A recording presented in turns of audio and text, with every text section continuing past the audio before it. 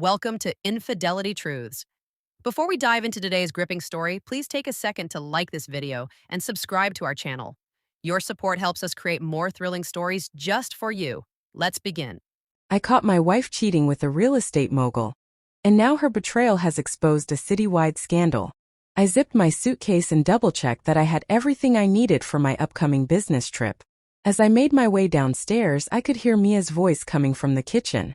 "Oh, don't worry about Nathan," she said. "He's going to be gone all week. We'll have the place to ourselves." I paused and listened. Who was she speaking to? "I can't wait for our girls' night," Mia added. "It's been too long since we all got together." I relaxed, feeling silly for my brief suspicion. Of course, she was just planning a get-together with her friends. When I entered the kitchen, Mia quickly ended her call. "Hello, honey," I said, giving her a quick kiss. "All set for your girls' night?" Mia's smile was dazzling. "Absolutely, we're going to have a blast. You know how it goes when the girls get together." I nodded and took an apple from the fruit bowl. "Just don't party too hard.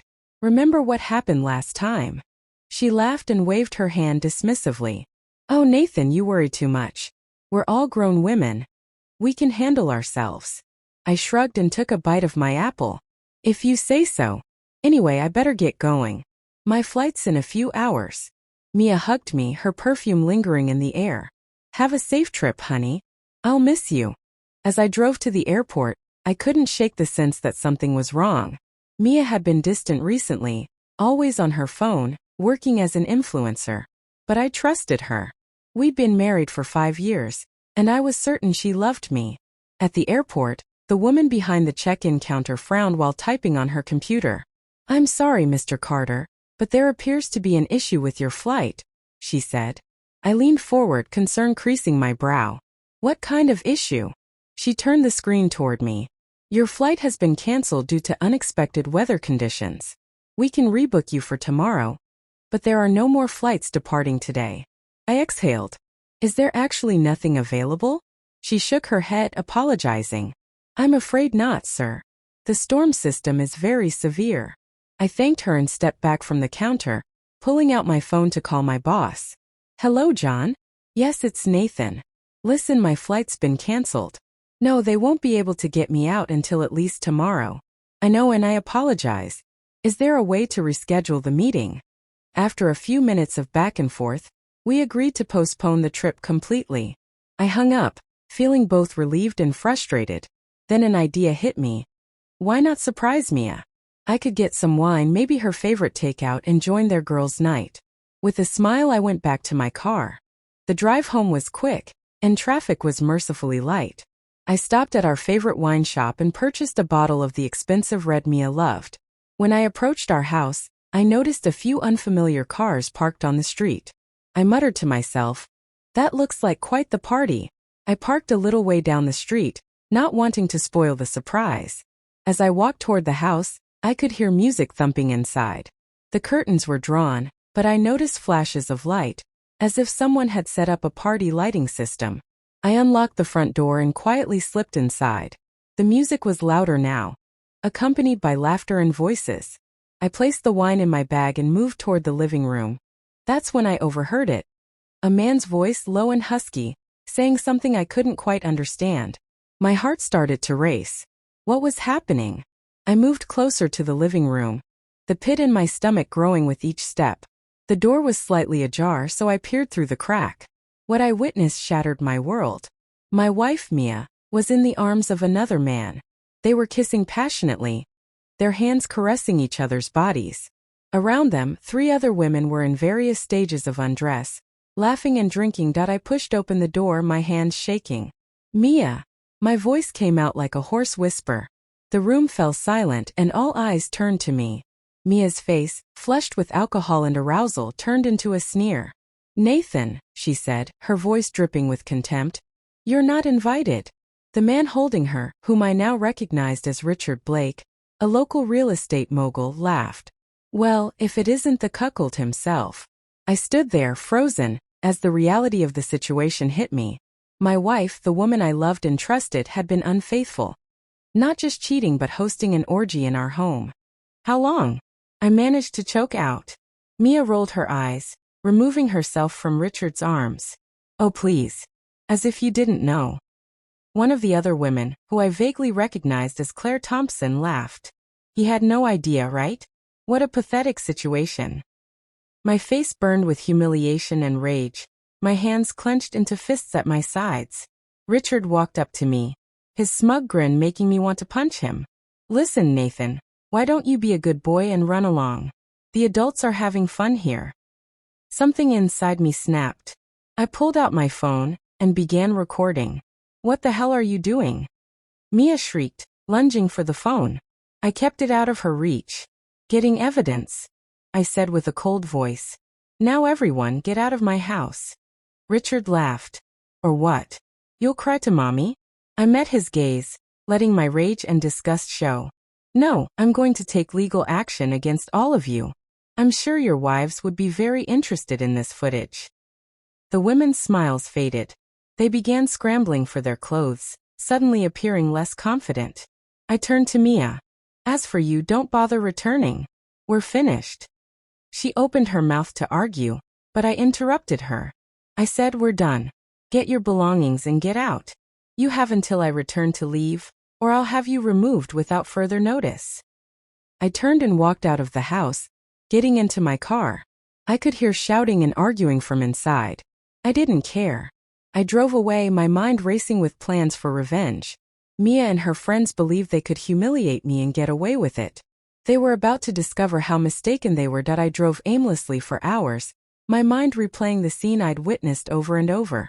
The image of Mia in Richard's arms, the sound of their mocking laughter, burned in my mind like a brand. As the initial shock subsided, a cold, calculated anger took its place. I found myself parked at a lookout point that overlooked the city. The lights twinkled below, oblivious to the anguish in my heart. I took out my phone and watched the video I had recorded. The sound of their laughter and cruel words fueled my rage. You're not invited, Mia's voice sneered in the recording. I gripped the phone more tightly, my knuckles turning white. How long had this been going on? How long had I been the brunt of their jokes, the fool they made fun of behind my back? A notification appeared on my screen. A message from Mia. Nathan, please come home. We need to talk. I laughed bitterly. She wanted to talk now that she had been caught red-handed. I typed a response, my fingers flying across the keyboard. There's nothing to talk about. I meant what I said. We're finished. Her response arrived almost immediately. Don't be like this. It was just a bit of fun. You're overreacting. My blood boiled. Overreacting? I walked in on my wife having an orgy in our home. And she thought I was overreacting? A little fun? I typed back. Is that what you call betraying your husband and humiliating me in front of your friends? Do not contact me again. My lawyer will be in touch. I turned off my phone, not wanting to see her response. The weight of what had happened came crashing down on me. My marriage was over. The life I'd created, the future I'd envisioned. Everything was gone in an instant. But as I sat there, staring out at the city lights, an idea began to form in my head. Mia and her friends believed they could treat me this way and get away with it. They were about to discover how mistaken they were. I started my car and headed to a nearby hotel. I needed a place to think and plan. When I checked in, the receptionist gave me a concerned look. Are you okay, sir? She asked. You seem upset. I forced a smile. I'm fine. Just had a long day. In my room, I sat at the desk and opened my laptop. It was time to collect information. I started with Richard Blake, the arrogant jerk who had been all over my wife. A quick search revealed that he was a well-known real estate mogul, known for his flashy lifestyle and questionable business practices. Next, I looked up Mia's friends. Claire Thompson, Emily Harper, and Sarah Mitchell. On the surface, they all appeared to lead perfect lives. Loving husbands, successful careers, and active social media presences. But I knew better now. I knew the rot that lurked beneath their polished exteriors. As I dug deeper, I realized I needed assistance.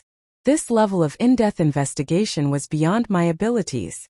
That's when I remembered Jake Sullivan, an old college friend who had gone into private investigation.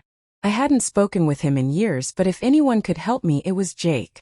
I found his number and dialed it, my heart pounding as the phone rang. Sullivan Investigations, a gruff voice answered. Jake, this is Nathan Carter. There was a pause. Nathan? Damn, it's been a while. What can I do for you? I took a deep breath. I need your help, Jake. It's about my wife and some of her friends. Jake's tone became more serious. What happened, Nathan? I told him everything, the canceled flight, returning home early, and the shocking scene I'd stumbled upon. As I spoke, my voice trembled with a combination of anger and pain. Jesus, Nathan, Jake said when I finished. That's rough. I'm sorry, man. I need information, Jake, I said, my voice hardening. Everything you can learn about Mia, Richard Blake, and her friends. I want to know every skeleton in their closet, every dirty secret they're keeping. There was a long pause on the other end of the line. Nathan, why do you want vengeance so badly? I gripped the phone more tightly. They humiliated me, Jake. They laughed at me, calling me weak and gullible. I won't let them get away with it. Jake sighed. Okay, Nathan. I'll help you. But promise me you won't do anything illegal. I don't want to see you get into trouble. I promised, even though I wasn't sure I could keep it. How soon can you start? I'll start right away, Jake replied. Give me a few days to find what I can. I'll call you when I have something. After hanging up, I leaned back in my chair, feeling a ray of hope for the first time since I'd walked in on Mia and her companions. They thought they knew me. They assumed I was weak and easily dismissed. They were about to discover how mistaken they were. I spent the next few days in a state of anger and determination. I ignored Mia's increasingly desperate calls and messages. I contacted a divorce lawyer and began the process of ending my marriage. On the fourth day, Jake called. Nathan, I have something, he said. You may want to sit down for this. I settled into a chair, my heart racing. I'm ready, Jake. Tell me everything. What Jake told me over the next hour made my blood run cold. Richard Blake, it turned out, was involved in far more than just shady real estate transactions. There were rumors of money laundering and bribes paid to city officials to overlook building code violations. Mia's friends had far from perfect lives. Claire Thompson had been embezzling from her company for several years. Emily Harper was addicted to prescription painkillers and frequently traded sexual favors for pills. Sarah Mitchell had an affair with her teenage stepson. Jesus, I muttered as Jake finished his report. They're all monsters. What will you do with this information, Nathan? Jake asked, his voice full of concern. I stared out the window, my thoughts racing with possibilities. I'm going to make them pay, Jake. I'm going to show the world who they really are. Nathan, Jake cautioned, be careful. These people are wealthy and influential. They could ruin your life if they wanted to. I laughed, a cold, humorless sound. They already did, Jake. Now it's my turn. As I hung up the phone, a plan began to emerge in my mind. Mia and her friends believed they were untouchable. They thought they could do whatever they wanted without consequences. They were about to discover how mistaken they were. I opened my laptop and started writing, recounting every detail of what had happened and every piece of information Jake had discovered. When I finished, I had a document that would shatter their carefully crafted facades. My finger hovered over the send button. Once I did this, there was no turning back. But I remembered the sound of their laughter and the cruel glint in Mia's eyes as she told me I wasn't invited. I pressed send. The document was distributed to the husbands of Mia's friends, Richard Blake's business partners, and local news outlets. I sat back, my heart pounding, waiting for the storm to erupt.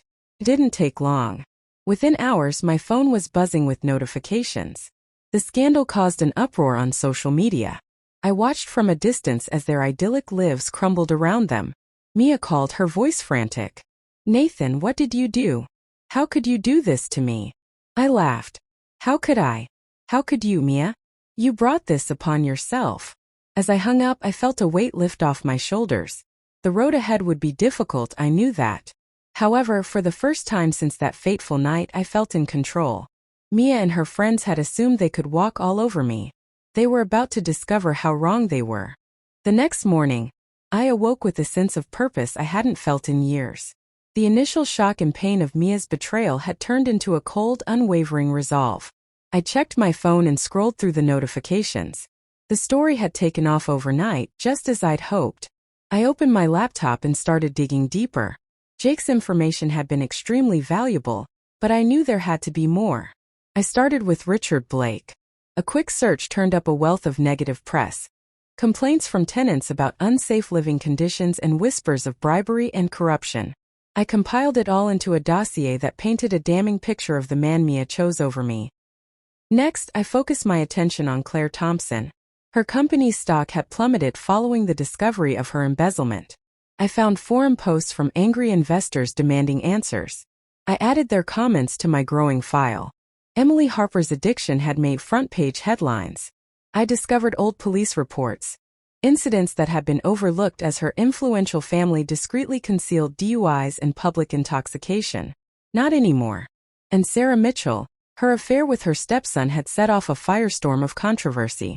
I found social media posts from outraged parents at the boys' school, calling for her to be fired from her position as a teacher. As I gathered all this information, a plan began to form in my mind.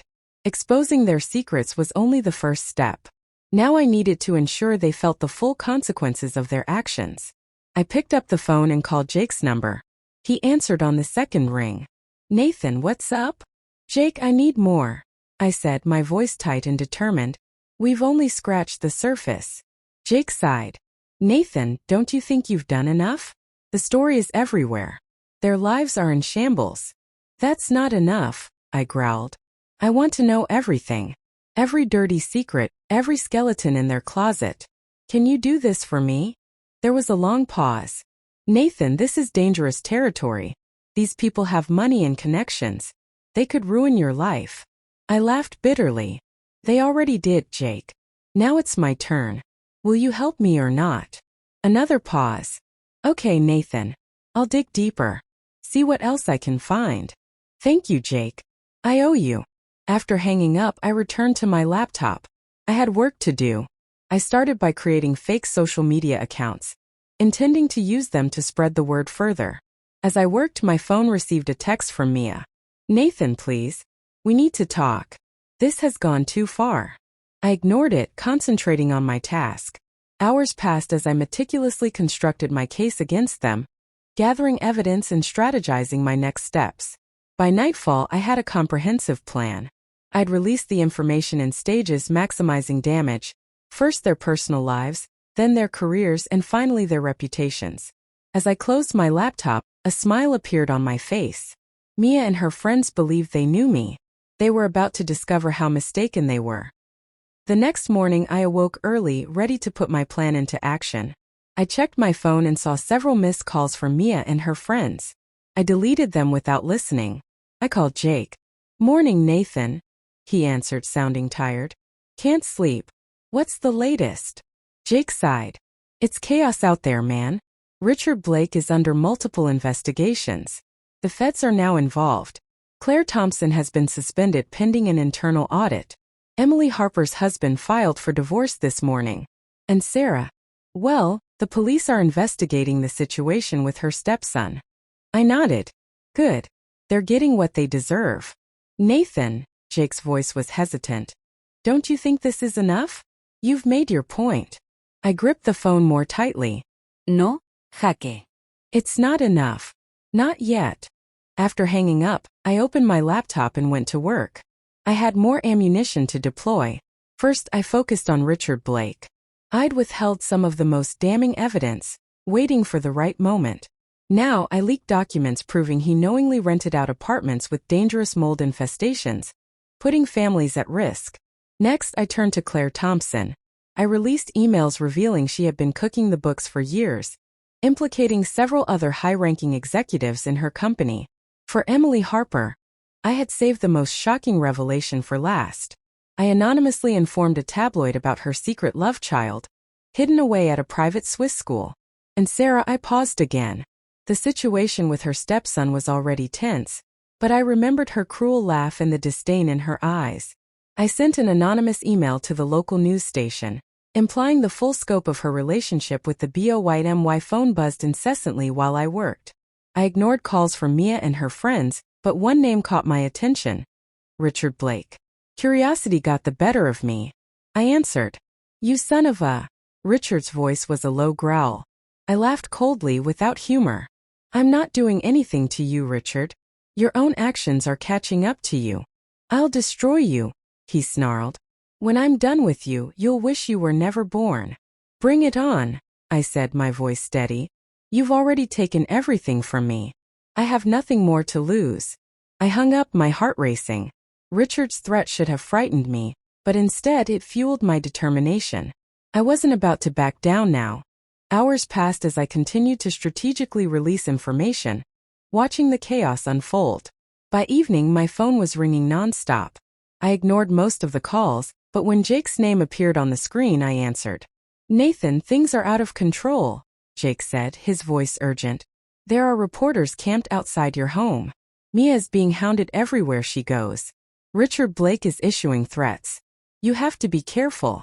I appreciate your concern, Jake, but I can handle myself.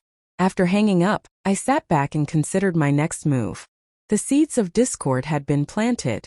It was time to watch them grow. I ordered room service and settled in for the night, my laptop open, keeping an eye on the aftermath. As I ate, my phone vibrated with a text from an unknown number. We need to talk. Meet me at the Bluebird Cafe tomorrow at 2 p.m. Come alone. Claire Thompson. I stared at the message, considering my options. It could be a trap, but my curiosity was piqued. What did she want? I typed a reply. I'll be there. The next day, I arrived at the Bluebird Cafe early and chose a table with a good view of the entrance. Claire walked in at exactly 2 p.m. She looked awful, her usual polished appearance replaced with dark circles under her eyes and disheveled hair. She slid into the seat across from me, her eyes darting around nervously. Nathan, she said, her voice barely above a whisper, you've got to stop this. I leaned back and studied her. Why should I? Claire's eyes filled with tears. You don't understand. These people, they're dangerous. Richard Blake, he isn't who you think he is. I raised an eyebrow. Oh? Who is he? She looked around again before leaning in closer. He has connections, Nathan. Dangerous ones. The kind of people who make problems disappear. Are you threatening me, Claire? I asked, my voice cool. She shook her head furiously. No, I'm warning you. For your own good. Please, Nathan. Let this go before anyone gets hurt. I stood up and looked down at her. The only people who get hurt are those who deserve it. You made your bed, Claire. Now lie in it. I walked out of the cafe, hearing Claire's muffled sobs behind me. I had no sympathy. They had shown me no mercy, so why should I show them any? Back in my hotel room, I took out my phone and dialed Jake's number. Jake, I need you to look into Richard Blake's connections. Claire hinted at something dangerous. I want to know what we're dealing with. Jake sighed deeply. Nathan, maybe it's time to back off. You've made your point. No, Jaka, y replied firmly. I'll see this through to the end. Will you help me or not? There was a long pause before Jake responded. All right. I'll see what I can dig up. But Nathan, be careful. This is getting serious. I hung up, feeling a mix of excitement and apprehension. The game was escalating, the stakes were rising, but I was ready. Mia and her friends had underestimated me once. They wouldn't make that mistake again. The next morning, I woke to the sound of my phone buzzing constantly. I grabbed it and squinted at the screen. It was Jake. Nathan, turn on the news now. I fumbled for the remote and turned on the television. My jaw dropped when I saw the headline scroll across the bottom of the screen. Richard Blake, real estate mogul, arrested in massive corruption scandal. In an unexpected turn of events, the news anchor's voice filled the room. Richard Blake, a prominent real estate developer, was arrested early this morning on charges of bribery, fraud, and racketeering.